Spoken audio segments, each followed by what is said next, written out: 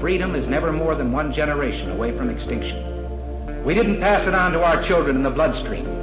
The only way they can inherit the freedom we have known is if we fight for it, protect it, defend it, and then hand it to them with the well-taught lessons of how they in their lifetime must do the same. And if you and I don't do this, then you and I may well spend our sunset years telling our children and our children's children what it once was like in America when men were free.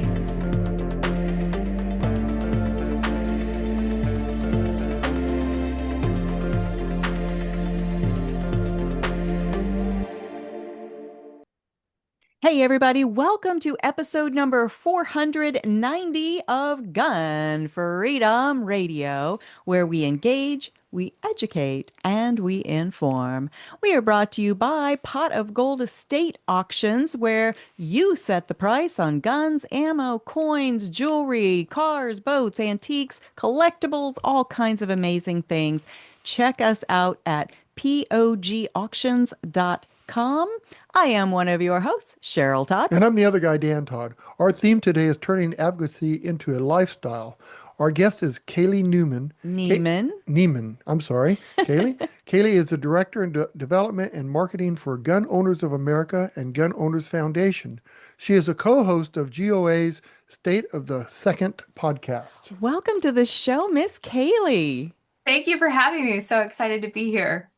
I am so excited to have you. We've been talking about this for over a year, I think, maybe a year and a half, something like that, because you had me on State of the Second podcast, and it was an amazing experience. And I wanted to definitely return the favor, and finally we did. Yes, well, I think they're both busy. It is wonderful.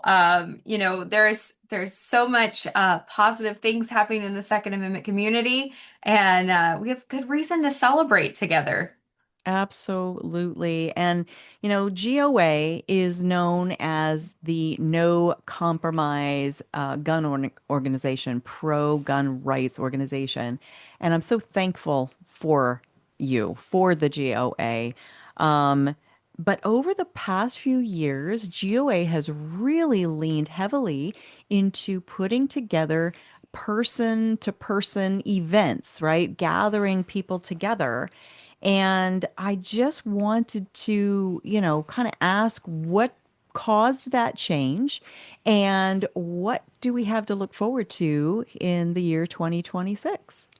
Yeah, so I think the biggest thing is you have to understand first who Gun Owners of America is. And we are a collective group of activists that get together, that are joined through the bonds of membership, so to speak.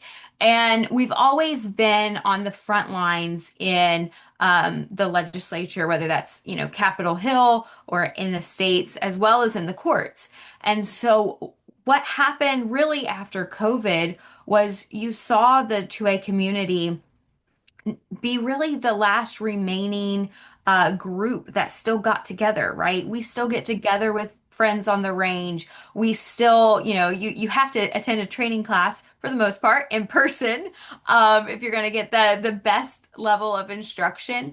And so there's so much of the 2A community that is relationship based, and we really felt like that was the next phase for our members to get to connect with each other. So the first event we did on the national level was in 2024 with goals. Thank you for coming out to that one and speaking on the stage.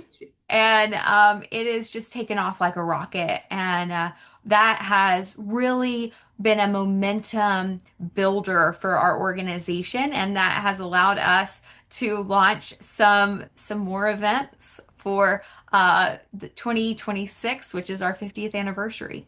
Wow. 50 years of advocacy. That is amazing. You have a little event coming to Arizona, don't they? Yes. Yes, we do. So the Arizona Freedom Festival, this is the second year that we're doing it.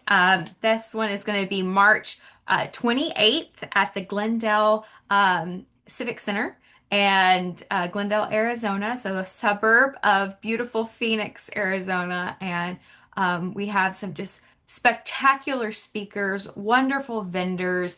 It's free to the public, and kind of one of the things that makes a GOA event unique, I would say, is the fact that it's family friendly. You can Hmm. bring everybody. It doesn't matter if you're a young family with little kids or all the way to grandparents, great grandparents. I even had a gentleman come up to me who was a great grandfather at the last goals.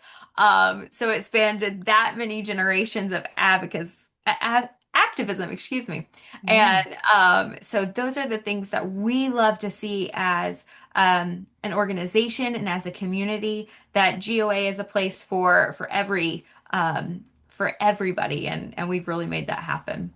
Well, I love it. And I'm so honored that I get to co-MC the Arizona Freedom Festival alongside the GOA State Director, Sin Ladd. So that is just going to be a hoot of a day. I cannot wait for that. Absolutely. And then the night before Freedom Fest, for those that may want to attend something a little more intimate, we are having one of our Activist Society dinners the night before, and we'll have speakers such as Congressman Andy Biggs, Sheriff Mark Lamb, we'll have Mark Smith from Four Box Diner, all coming in for a night to celebrate the activists here on the ground. Well, we're definitely attending that. So cannot wait to see you. And you'll be here. I will. Fantastic. And so that's March 28th. The next event after that is a brand new event, right? Yes, gear. So this Okay. is the Gun Empowerment Adventure Recreation Summit. So it is where overlanders and precision shooters and hunters and really anyone who loves the Second Amendment can gather together. We have hotels available, but most people are going to be camping on the grounds at Miras Adventure Park. It is just a phenomenal place. It's the second largest canyon in the US, and just truly gorgeous place for everybody to gather. And it's not very often that we get to go to events and, see so many different types of people coming together. So we're going to have trail runs and the opportunity to do a Jeep Badge of Honor trail, which is a super popular thing if you are into off-roading, as well as precision shooting up to 1,800 yards. And then we're also going to be doing some first-time shooter clinics while we're there with We the Female will be doing that. And then we've got so many classes that's going on between um, advocacy classes, um, just Stop the Bleed classes, situational awareness classes, all happening on the grounds. And so it's just going to be a great time for us to have a wonderful weekend celebrating the Second Amendment and really bringing in a whole new group of gun owners as we continue to see gun ownership in this country grow and increase with vigor. I Kaylee, love that. where's that going to be at? So that's going to be at Miras Adventure Park, which is right outside of Amarillo, Texas. Okay. Okay. And the date for that? So the dates for gear is April 25th and 26th. And 26. Very cool. And then is there something between gear and goals that I've missed? Or is the Yes. next big one goals? Mm. So, in between, we're really packing the calendar for everybody that wants to get out, and just hang out with us and do great things. And so, the next thing after gear is the National Women's Range Day, which is Oh, part of our yeah. women's coalition with Empowered 2A. Sook Smith is our director now, and she has set up just a wonderful weekend at the SIG Academy. And so that is going to be June 6th. And we've got a whole bunch of stuff planned and a wonderful time for all of the women to come out and have that women's only experience. And what an honor to get to go to all of these different locations. Last year we were at the Staccato Range Day for for that particular event, and then now we're moving to SIG for 2026. So originally, my calendar conflicted with that, but the original conflict has resolved itself, and now I get to come. I'm so Oh, that's excited. awesome. That's fantastic. Well, we're excited to have you. So thank you. Tell folks again who don't know where the SIG Academy is. Where is that? So it's in Epping, New Hampshire. So New the live Hampshire. free or die state. What a Yes. motto. Isn't Yeah. it? That's just a fabulous country. So true, right? All right. And so then the next one is Yes. So goals. the next one is goals.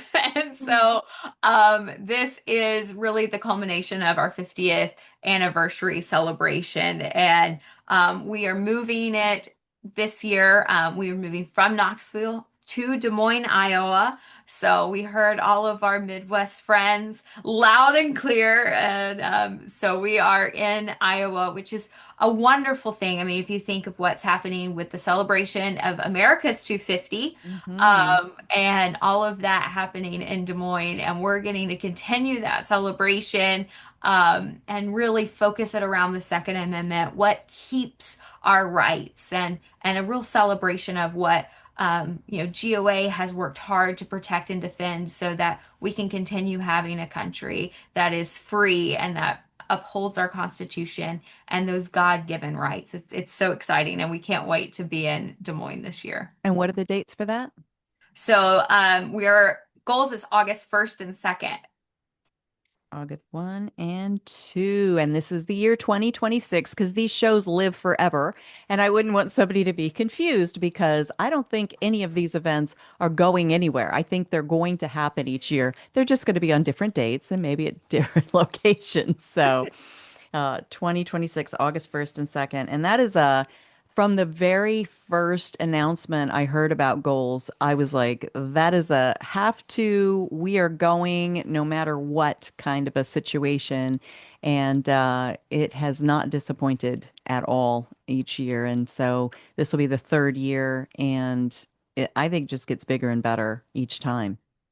Yes, it is truly it's truly remarkable what our members are able to do, and how they rally behind our organization. And that's really what all of these events come down to, right? We serve our membership. They Mhm. are the most vital things, not because of a $20 contribution or a $25 or even $1 million contribution. Although if someone wants to give me that, I will say thank you many times. But it really all comes down to more than just a monetary value. It is that activist that is sending their emails to their representatives, Mhm. calling on the phone, making sure that we are doing the work that we're aiming to do through this coalition that we're building. Mhm. And if there's anything that goals is, it's a celebration of our membership. And it is such an honor to come to work every day and work for over 2 million members and supporters who believe that we need to protect, defend, and restore the Second Amendment. Yes. Amen to that. And so these are in-person events, and I do want to ask you, why that is so vital and so important. But just briefly before we get to that, there's another event, if you will, that is coming up that also ties in with what you just said. This is a volunteer organization. This is a grassroots organization, and it takes money to fuel the mission, right? And so, one of the ways that we felt, Danny and I felt we could be a part of that is through our auction house, Pot of Gold Auctions. We have decided to hold a legacy auction for gun owners of America. And so, through this auction, we can auction off any items that your members might want to donate to you. There are people that their kids don't want their guns and ammo, or they live in a place that, God forbid, has, become illegal for them to even have their things, and they don't know what to do with their stuff. And so we said one of the ways that we've served many people over the 40 years that we've been in business together is through helping people find solutions to things like that. And so, Dan, talk a little bit about that auction. Well, we have the auctions March 31st, Hmm. and we have several guns and some coins and some miscellaneous, and we will auction it off, and all the proceeds will go to GOA. Absolutely. And if you have anything that you would like to donate, just contact Pot of Gold Auctions or GOA, and we'll get it in the auction for you. Absolutely. And Kailey, you've been instrumental in helping us with that whole effort. Yes, and we're so excited to have an auction with you guys. As you know, and I don't think it's going to be a surprise to anyone that listens to this show, lawsuits are incredibly expensive.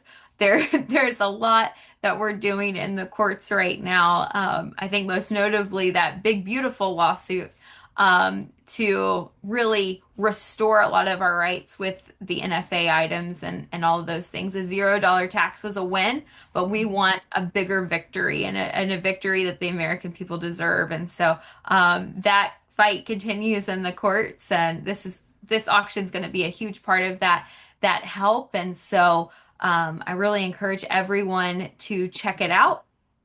And we're gonna have a lot of cool stuff in it, and people I think will be asking for more of these in the future. So it's really exciting, and we're really thankful for this opportunity. And Katie, I think one of the big beautiful bill that you guys are trying to push through would make it so that short-barreled rifles, suppressors, and short-barreled shotguns would not require any other paperwork than a 4473. Correct. Yeah, Yeah. which is what we need. Well, and one of the ideas behind us holding this auction is because, not everybody has the cash to send in a donation, but they might have an item, right? So whether it's coins, jewelry, guns, ammo, accessories, we even have a class 3 license. So we can help you to liquidate anything that you would like to liquidate. And we love the idea of supporting the work that GOA is doing. And our phone number, I'm looking for it now. It's funny, I never call myself, is 623 935 9907. If you have items that you want to donate for GOA's Legacy Auction, 623 935 9907. And you can find us at POGAuctions.com. So going back to that question about what is so valuable and vital about gathering people together physically. I mean, we have Zoom, right? We have podcasts, we have, all these other things. What's so important about getting us together?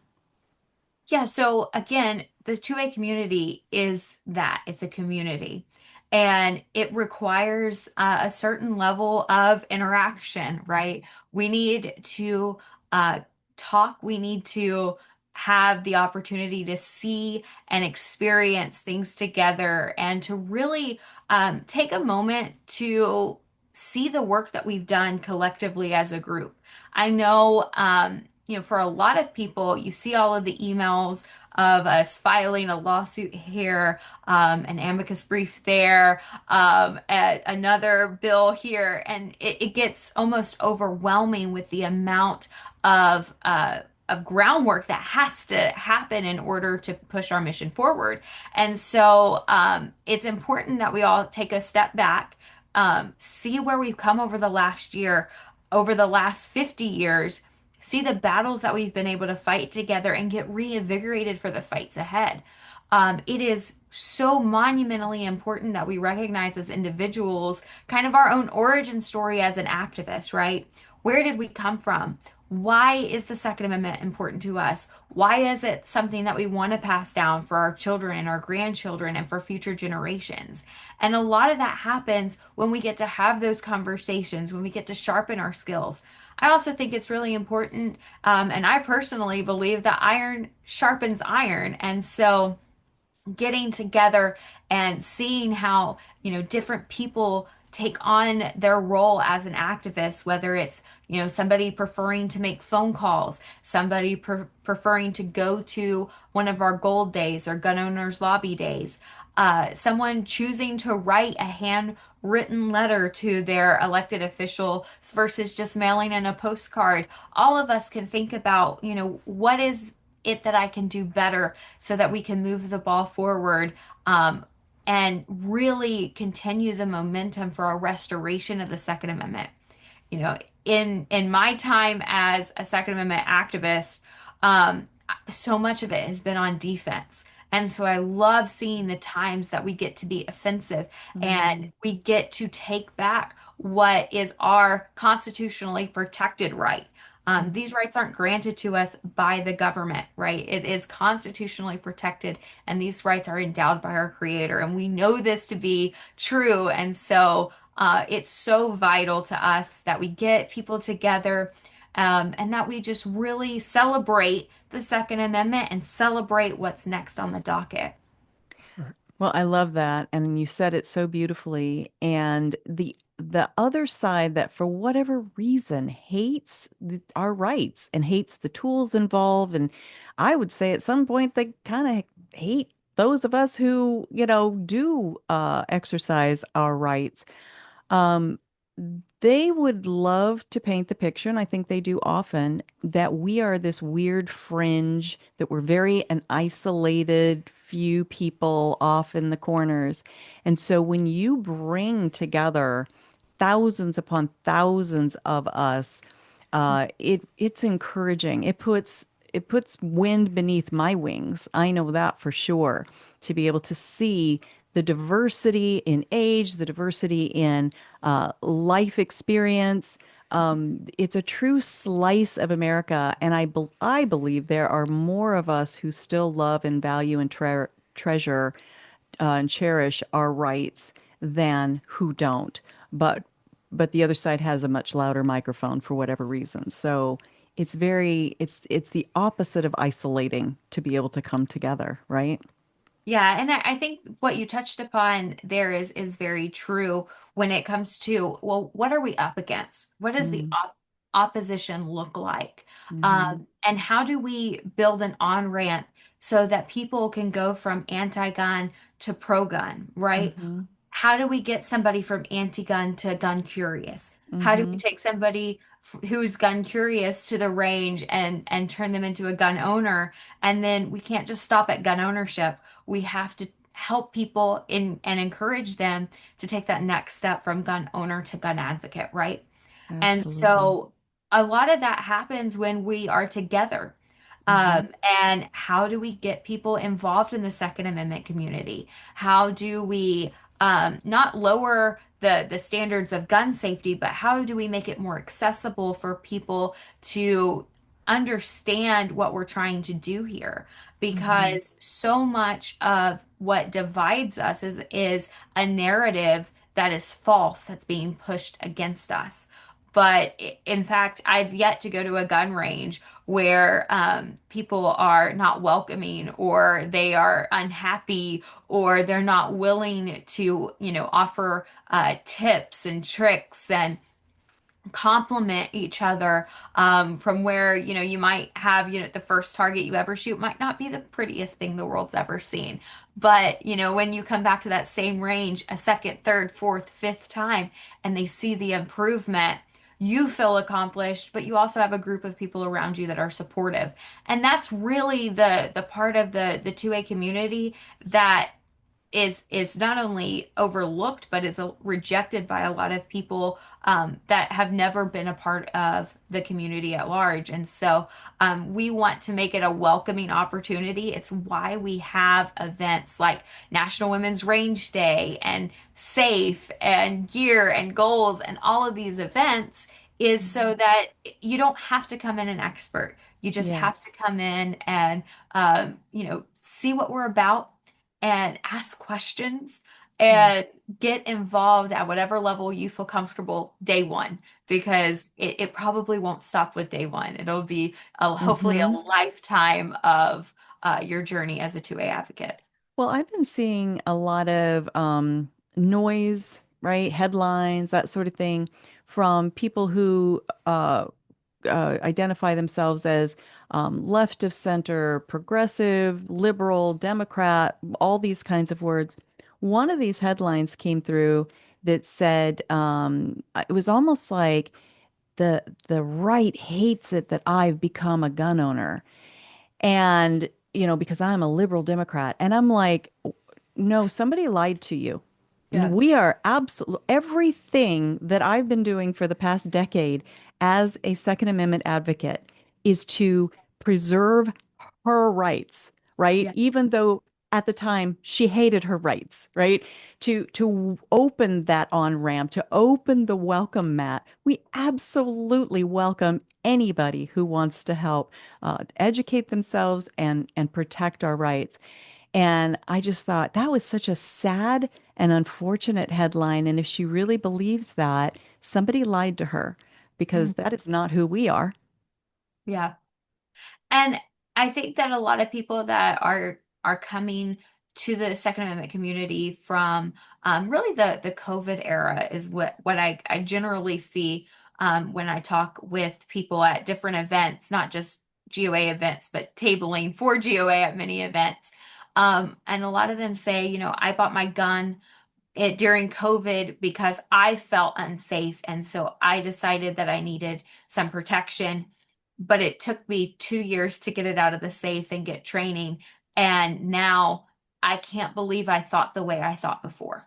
Exactly. And so you never know what's going to be that prompting for somebody. And that Right. doesn't mean you have to throw out every political belief. We're a single issue organization over here, so we focus purely on the Second Amendment. But if we believe that these are natural rights, if we believe that these are constitutionally protected rights, then it doesn't matter your party affiliation whatsoever. We're happy to have you in the 2A community. Haley, Amen. we've been doing this podcast for about 10 years now, and we've seen all different types of people. Mhm. One of them that, some of them are victims and they become gun lovers because something happened to them and they learned that they could protect themselves and be free. And then we've had the COVID thing where people end up buying guns because they were scared for that. But the best thing that I could see is for us as responsible gun owners is to take someone out that hasn't shot before, spend a few days with them, take them out shooting, or a few hours even, take them Mhm. out shooting. And if you do that and you do it properly, they're gonna be in that order. They're gonna be in there. They're gonna want a gun. They love it. I've never taken anyone out that's never shot that didn't love it when they were done. And one time we took 25 people that have never shot a gun in their life, and we started with a 22 and we made it all the way to machine guns. I thought that maybe at about halfway point that someone would drop out. None of them dropped out. They all loved it, and they all became customers. Mhm. You know, so it's on us to do that to help people. So Yeah, absolutely. Beautifully said. And I did want to kind of go in the Wayback Machine, Kaylee, with you and ask you about your own journey into advocacy and your own origin story. Because I think when we share those things, just like as Dan's saying, taking people out on the range, but when we also share our own journeys, it resonates with people. yes, So talk to us about that. Yeah. So it's weird. I talk all the time, but I rarely talk about myself. So You're welcome for putting you on the spot. yeah, so I grew up in East Tennessee, and my dad had what I considered the East Tennessee starter pack. Everyone that I know grew up in a house with a shotgun and a revolver, and I think they were basically standard issue for everyone around me, at least. And so I grew up with some basic knowledge of firearms, but nothing super extent.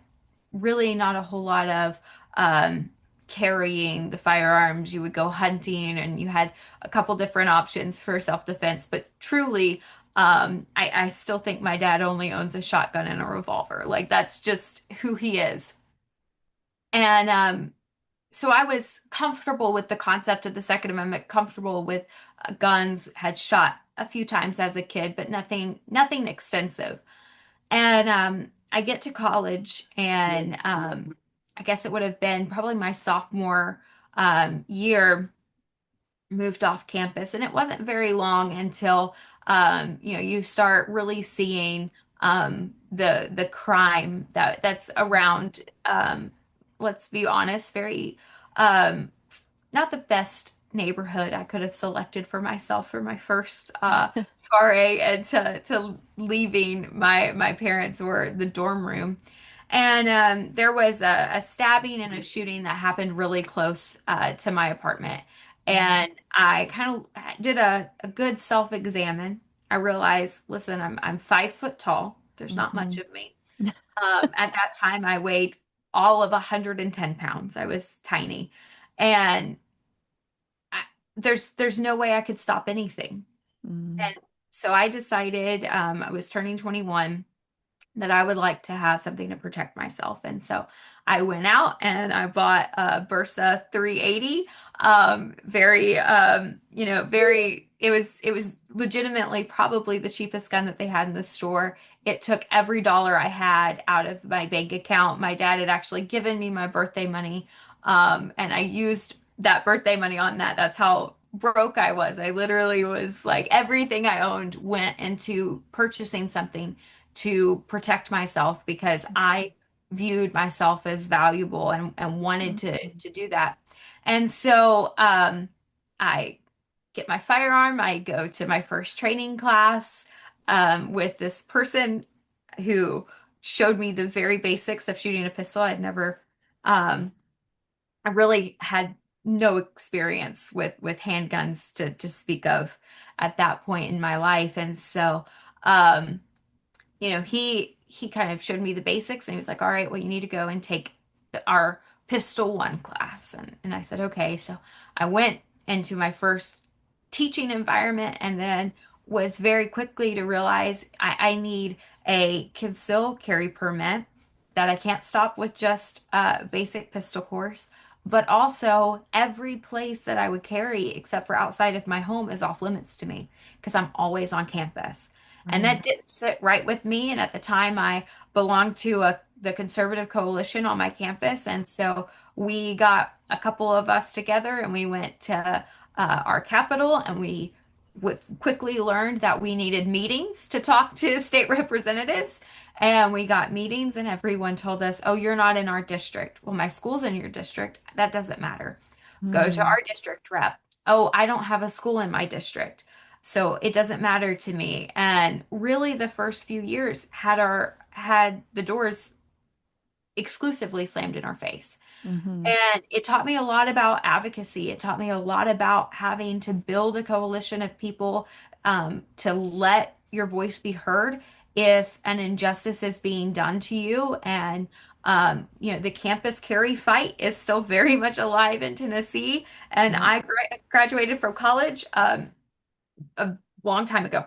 And so it doesn't start and is finished in a day. These are fights that have to take a long time, but you have to start somewhere. I'm very proud that Tennessee has a campus carry bill on the docket this year, that maybe, just Yes. maybe, the next people coming into college won't have to face the tyranny that I had to face. But Mhm. that's really where my advocacy journey was born. Mhm. I have stayed in the 2A space for pretty much from that day on. And I didn't always work in the 2A space, but I've had the opportunity to work at GOA for the last 7 years. And hopefully they'll have me for at least 7 more. I am sure they will. And thank you for sharing that. And I'm hoping, really, that it does inspire others to say, yeah, there's something going on in my city, my neighborhood, my campus that I don't like. And I didn't realize that I could actually try to do something about it. So, Yeah, remember when the COVID thing was going on, we had new customers come in and they had no idea there was restrictions on buying a gun. They thought they mhm, could just walk in, buy a gun and walk out the door with it. mhm. That they didn't have to fill out any forms. And these are the people that were voting for the people that were taking our rights away from us. It's true. It's true. It can be very eye-opening. So we're starting to run a little low on time, but what would you say are the things that can be done uh, that from a community standpoint to strengthen? I mean, what you just described is, a community. It was a small community of people in your club that came together to, lean into a Second Amendment issue on your campus. And it doesn't have to be all or nothing, right? If I can't do everything, then I'm going to do nothing. I think a lot of people have that attitude. And it doesn't have to be, big headlines splashing nationwide. So speak into that issue if you would. Yeah, so ultimately advocacy starts at home, right? Mm, love that. And so the biggest thing is set a realistic expectation. I'm going to spend 5 minutes on advocacy per week. I'm going to read an email about a bill and I'm going to respond to that email. I'm going to take 5 minutes and I'm going to read about a lawsuit and I'm going to, let my thoughts on it be known. And then as you practice baby steps, it gets a lot easier to take bigger steps and, finding friends that you enjoy going shooting with, um, and bringing them along, having conversations about what's happening at your state level, at your county level, at the federal level is important to have those conversations and to act. A phone call is going to probably be more impactful than an email. An email is probably going to be, well, it is 1,000% more important than doing nothing. And so it doesn't matter if you don't feel like it's the greatest thing that an activist has ever done. It just has to be what is feasible for you in that moment. And we have seen mountains move because of emails. We have seen the Senate switchboard get completely overwhelmed by phone calls. We have seen wins like green tip ammo when the ATF and the bureaucracies went after that, and with lead ammo bans, and pretty much everything that you can think of, we've seen happen when it comes to winning when people get involved. And so be realistic with yourself. And then just build up from there. Build up with what's comfortable for you, and then soon it's a big dopamine hit, and it's a little addicting to know that your representative is having to answer to you when they vote because you were active, involved, and you made your voice known. They didn't Mm. have to guess where you stood. You told them where you stood, and now it's their job to respond to where you told them you were. And so that is ultimately what activism is, and why it doesn't matter how much time, it doesn't have to be your full-time job to make Mhm. an impact. And at Gun Owners of America, we have a saying for what is a gun rights activist. And a gun rights activist is someone who takes personal responsibility, not only in the use of their firearms, but in the defense of their right to own them. And Mm. that means anybody can be a gun rights activist. Well, I love that. And I think in so many ways you've already answered this last question. But just to kind of put a bow on this conversation, how do we change activism or advocacy from a chore to a lifestyle? Again, I think it comes down to being realistic with yourself, and setting expectations for your advocacy.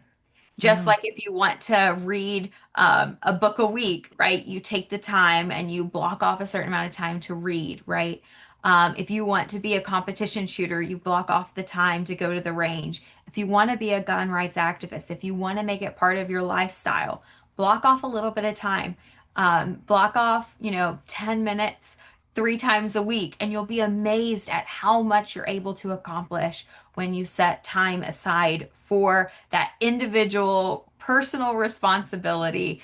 And you'll see great things happen within your local community, within your state, and within this country when people truly go out and protect their Second Amendment.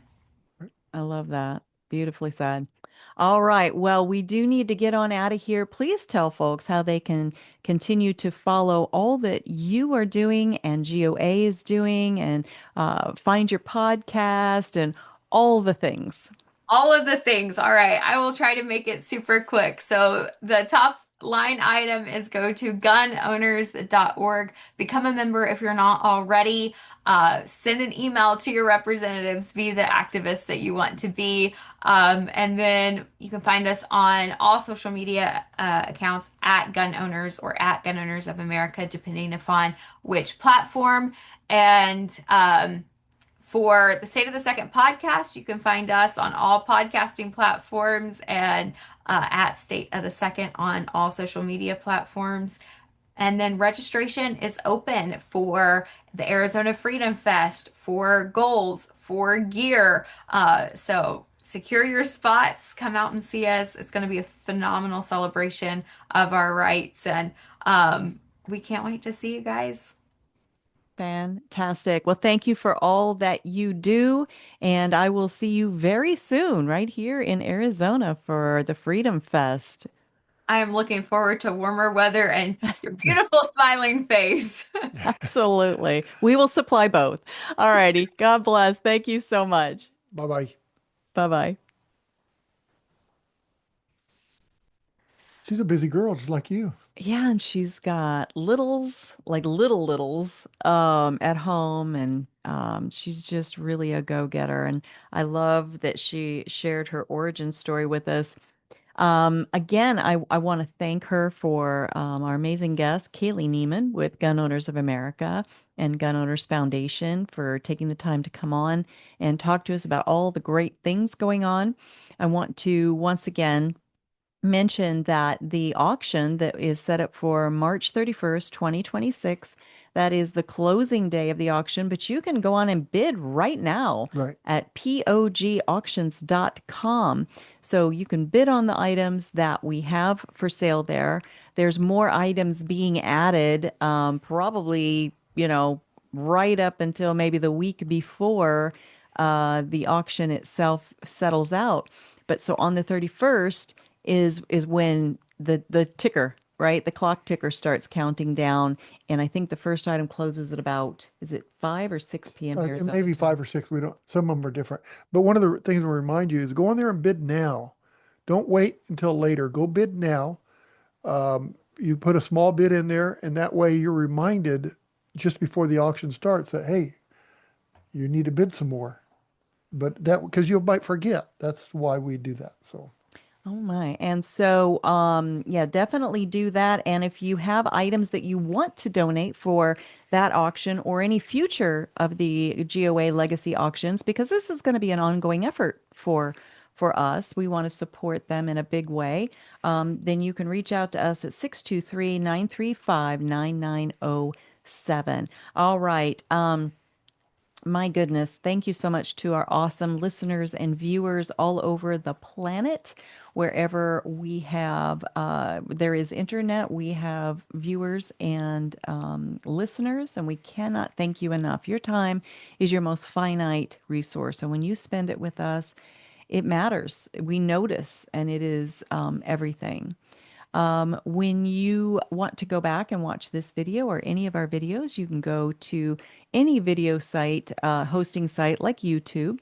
Be sure that you click the subscribe and the notification button, because that tells those platforms that you value this information, gives us a hedge against cancel culture, and also you'll be notified the minute we have new content coming out to you.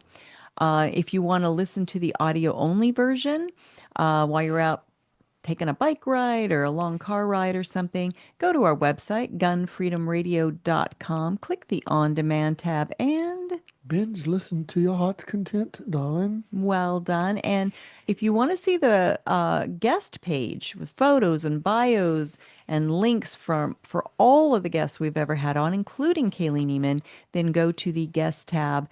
There is an ever-growing database there of subject matter experts, and when you spend time there, we don't hate that.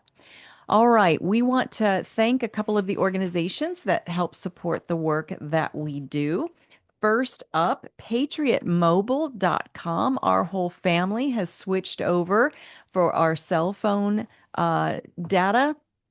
And I like to say that all of my phone calls, texts, and selfies are now fueled by Patriot Mobile, which is America's only Christian conservative wireless provider who shares your values. Keep your number, keep your phone, and keep your values.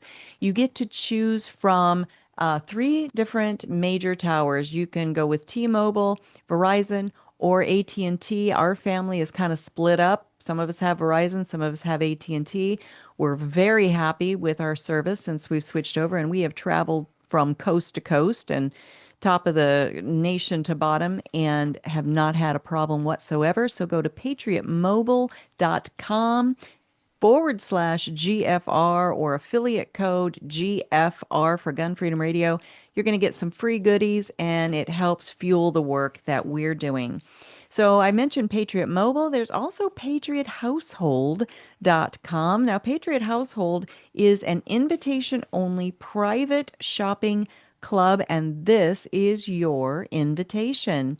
So it is helping our family and millions of other people cut the cord on huge corporations that use our own money to diminish our freedoms and individual liberties. How many times you go to a grocery store to buy a steak and you get crap? It's just nothing good, no good selection. I'm telling you, Well, we have been doing this for a long time, and I have never had a bad steak. They deliver them to our door. It's true. Through patriotmobile.com/GFR for Gun Freedom Radio. Their Riverbend Ranch beef products, hamburger, steaks, top of the line, amazing. So you can do what I do, set your order and forget it, or shop as you need it throughout the month. patriothousehold.com/GFR supports American jobs on American soil with American-made products. What were you going to say? I used to think that Cheryl was a bad cook because every time we got a steak from the grocery store, it didn't taste good. Then we get these steaks now, and you're a good cook. Thank you. I appreciate it. So you can, you can fool everybody around you if you're not the best chef. Like myself, I don't know that I'm particularly a good chef. She's good, but also, they have great toothpaste and soap and all these other things. And, when you can keep your wife from going to the grocery store, it's that other stuff they buy that they see on the way out the door. You don't have to worry about that. It's true. All of the impulse buying. And lastly, we just recently were at the inaugural AOR conference. AOR stands for Attorneys on Retainer. It was here in Mesa, Arizona. I got to be the MC for the weekend, and it was absolutely incredible. We heard from the attorneys themselves, real client testimonials. There were experts on the legalities and techniques for self-defense. And here's the thing. We are clients. We are members of the AOR, Attorneys on Retainer Association, because if you carry, if you train, if you ever find yourself, God forbid, in a self-defense situation, the law will visit itself upon you, and you will need an attorney on retainer. And if you are a forward-thinking person, a preparedness-minded person, which we all are if we're carrying, right? Then let's take that next layer and go to Attorneys on Retainer and do the GFR promo code, affiliate code, because again, that tells them that we are truly valuing their services and it fuels the work that Dan and I do. So that's Attorneys on Retainer. Okay, we need to get on out of here. So, until next time, Dan, what are we going to do? Are we called to pray for our nation? I think at least you tell me we are. Of course we're to pray for our nation, but it's that other thing. Pray for our leaders? Pray for our leaders. That's the one he struggled with a especially the little ones bit. that you don't like. Well, first of all, how do you know I don't like them? How do you know that? I don't know. It's a mystery. Yeah. You are such a mysterious person that I have no idea which of our people in leadership positions frustrate you. We should pray for our leaders, and we should pray for the ones that we don't like. And maybe another thing too is, when you maybe you'll go to one of the offices, or maybe you'll see one of the politicians that you don't like on the street or whatever, say hi to them, and just tell them how you feel without being rude. Just tell them, I don't agree with you on these, taking away these gun rights or whatever, but professionalism and right, courtesy, because it will get you key. a lot further than just saying, "Oh, I don't want to talk to him. He's a turd." Right? See, you're so mysterious. I can never tell who you like and who you don't. Anyway, until next time, be good to each other. Have a great week, and God bless. Bye-bye.